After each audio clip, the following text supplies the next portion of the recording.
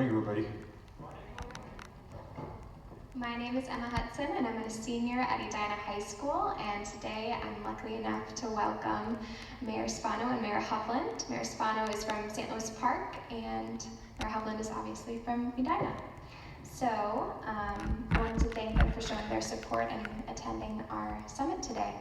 I just have a couple of questions. We're going to do kind of a Q&A kind of thing. The first one is, can you discuss the impact of youth climate action on your city's climate policy or environmental policy? I can tell you based on, first of all, let me thank Mayor Spano for being here. Would all of you please give him a warm and welcome. We do quite a bit of things together, and when he became mayor, one of the first things he did was decide that all the West Metro mayors ought to get together quarterly. So we meet quarterly on things that are important to us, including energy and environment strategies, and just a variety of things that we cover. And I give him all the credit in the world for saying, hey, let's get together and work together. And this was mentioned in the opening, that this was something else that the two cities that are neighbors could work on together. And I think we'll see more of that in the future. So with regard to the role and impact of student organizations on the city of Edina, I would say that it's had a profound effect. Since I became mayor in 2004, let's see, I signed the U.S. Mayor's Climate Protection Agreement in 2007. You know, all of this activity that's environmental related has had a grassroots sort of beginning, starting with the mayor of Seattle, who decided that mayors in the United States should lead the way on greenhouse gas reduction and making sure that our planet is a safe place for all of us to live for years to come. We signed the agreement in 2007 and then created that same year the Energy and Environment Commission, and we've been asking them to do work on this ever since. But in that same time frame, the Project Earth activities have been taking place at Edina High School, and always an interface. I think Paul Thompson, who I would call our leading environmentalist in our community, he has been making sure that we had interface and interaction with the students at the high school and now in the middle school as well. I've got some young ladies out here that have been sending me emails that are concerned about the future of Fred Richards and how that park ought to be used, whether it ought to be passive or active uses, and how it should work from an environmental standpoint. So I think for us, and then for iMatter that came recently to the City Council to talk to us about what their greenhouse gas reduction goals were, what their renewable energy goals were, what things we should be thinking about. All of that's very important to us and enters into the thinking that we do on how to best preserve and protect the earth that we live on. Thank you. Well, first off, thank you for having me. I appreciate the opportunity, and thank you to the students and for Mayor Hovland to invite me here. It's actually kind of unique, right? Frequently when you get into discussions about policy and what your city's doing and another city's doing, mayors can be a little territorial, right? They don't want another mayor coming in talking about what their city's doing because they want to sort of own that space. And so I give a lot of credit to Jim for being open to greater dialogue and appreciate the opportunity. So I guess I would answer the question by just saying a couple things. First off, we're not saving the planet. No matter what we do, the planet will be here long after we as a species are dead and gone and have been replaced by another species and another, and the sun will supernova and eventually in 1 billion years engulf the earth, right? So we're not, let's just be clear about this, until the sun supernovas, we're not saving the planet, but what we are doing is we are saving ourselves, right? So I really look at this as an opportunity for us to save ourselves. As far as the impact that kids and youth have on this discussion, I'll just sort of go back to what I said when the iMatter group came before our city council. They gave us, they gave us a report card. And the report card, frankly, looked a lot like my report cards when I was a kid. Did pretty well in some areas, did not so well in some other areas. Jake's a good kid. If he just applied himself, we got that sort of feedback, right? St. Louis Park's a great place. They're doing great things. They need to be a little more focused. And so One of the things that they said to us was that on climate, we got a D. They gave us a D, and that's fair. So we have agreed to, or set a goal for ourselves, I should say, to be all renewable electricity by 2025 and net zero energy by 2040. The question is, how do we get there? We don't know. But we feel a little bit like at some point you just have to go. You just have to step out there and say, we're gonna do it, and you'll figure it out as you go along. For youth specifically and their role in that space, Emma, I would say that what I said at the council that night is, as those students were presenting to us, we are looking at ourselves in the future, right?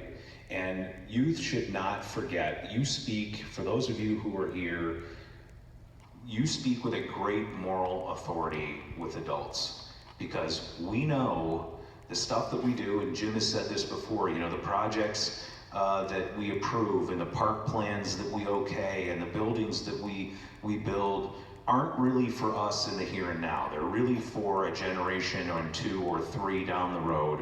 And so for us as city leaders, it's important to sort of understand that youth are acting as the canary in the coal mine. They're the ones that are sort of saying, hey, look, you know, this is the world you're handing to us, and it's not what we want. We think you can do better. So I guess the short answer is, don't forget your voice, and it matters, right? And you can have a great deal of power when you talk to elected officials, because they know, you know, Jim knows he's handing the keys to you in the future. I know in St. Louis Park, I'm handing the keys to the youth in St. Louis Park, and it's up to us to make sure that we do that in a responsible way. Thank you. Next question, why do you feel like it is important to take a stance on climate change at a city level? Yeah, we'll go in reverse. I would say this for two reasons, right? Every time you sort of discuss any issue or you have a question, you've probably heard there's this sort of who, what, where, when, how, why, right? So the how is sort of how do we address this, and the what is what's going on, and the science is clear on climate change, all of that stuff. I would say this about who. The who is cities right now, because to be perfectly honest with you, and I've worked for Congress, and I have a great deal of respect for the federal government and the state government, but the reality is things are not happening there as quickly as they need to. And I think increasingly people are turning to cities and saying, hey, you plow my roads, you get my trash cleared, you do all of these things, right? You run the parks, you have police, you get things done. I can see tangible results from my city.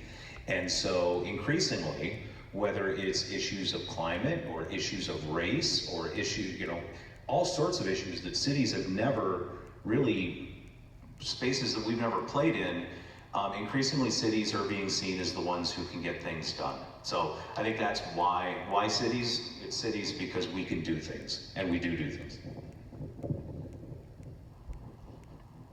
For me, what I've seen over the years that I've been mayor is that there's so much that now has to percolate from the grassroots up. Because of what Jake said, the things just aren't happening at the federal government level that should happen there. And by analogy, I would say just a couple of weeks ago, you know, many of you in this room know that we passed an ordinance based on some really good data, raising the age at which you could purchase tobacco and tobacco-related products from 18 to 21. We know that from the data, that access is really critical, and it's a lot easier for people in junior high or middle school to access an 18-year-old to purchase tobacco products than it is to access a 21-year-old. And the 21-year-old's got a lot better judgment about whether to buy tobacco for somebody than an 18-year-old would. So we were surprised that we were number one in the state in leading the way on that issue. But when you think about everything that's happened from a tobacco standpoint, whether it's clean office, you know, free of smoke, office buildings free of smoke, restaurants free of smoke, bars free of smoke, all of that started at the grassroots level until there were enough communities that said, and you had this sort of hodgepodge of regulation where the state legislature finally said, hey, we better do something about this on a statewide basis.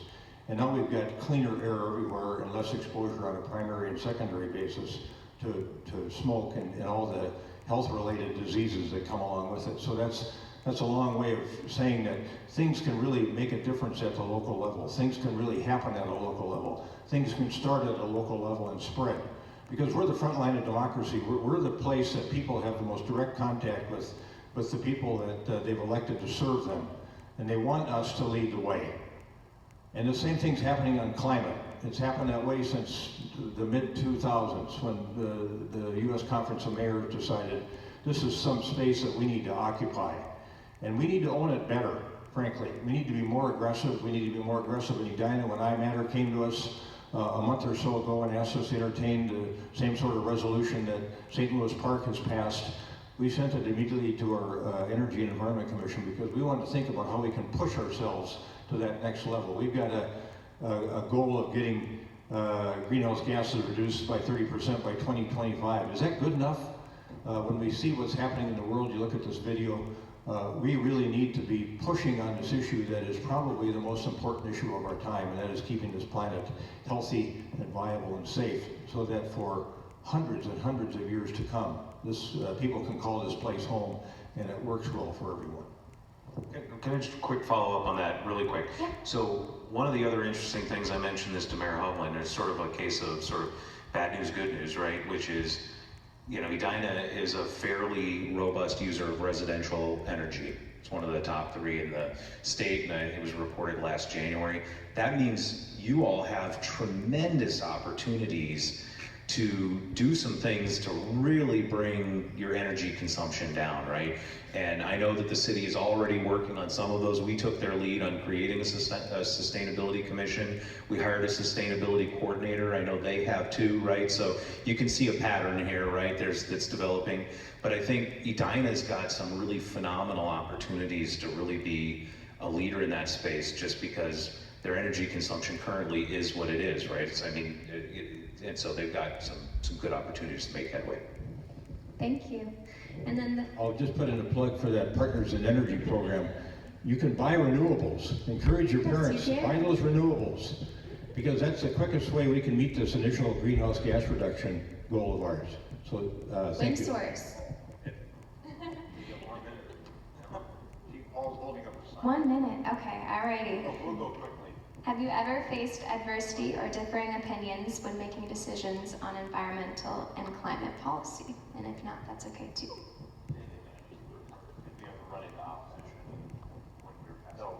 I would say in Edina it's been really remarkable. You know, when we do quality of life surveys or other types of surveys and there's an environmental component to the questioning, people in our town are saying, do what you need to do. Be as aggressive as you want to be about greenhouse gas reduction, use of renewables, getting to those clean energy positions.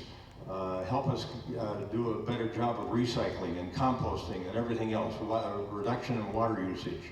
And so we're taking that to heart and trying to do something about it. Yeah, it's this old football coach, Dick Vermeil from the National Football League said, you are what your record shows you are. We want to have a great record. We've got a pretty good record so far. We were the first city to have a property assessed clean energy program and also have a project that came into place. Senator Franken came to recognize that. It was an auto repair facility on 70th and Cahill. We were the first community solar garden on the roof of the Public Works building. I think initially they thought that would be the largest one in the state. But others are following suit. And so it's good to lead in some areas, but we don't want to be left behind either. And we should be out there pushing as hard as we can, especially on this renewable energy issue. Because this is an easy way to sort of grab the low-hanging fruit, and that is getting people on their own electric bills with Excel to switch over to renewables. My quick answer would be yes, but in the inverse of what you would think, right? Not opposition to stuff. It was more, faster, go. And that's awesome. I would say the one challenge that's inherent with that, and I don't know how many employees Edina's got, we've got a few hundred, I imagine they've got 400 or 500. Those are large organizations that have been structured and organized for decades in a certain way, right? And so they do things in a certain way. Salting roads, for example. Well, a few years back, our city engineers were like, this is really terrible for the environment. Can we come up with a different way of doing this? And we actually ended up building our own pumping system to mix some non-hazardous chemicals to pre-treat our roads, right? So, but the challenge for us is, as fast as we as councils and mayors would like to go, we have these huge organizations behind us, and we have to give those organizations time to sort of rethink the way they do what they do. We're incredibly fortunate, very supportive city staff, very little, no pushback there whatsoever. It's just figuring out like what's first, what's second, what's third. Alrighty, I think we're out of time. Thank you guys so much. Thank you, Emma. Thank you. Thank you, everybody.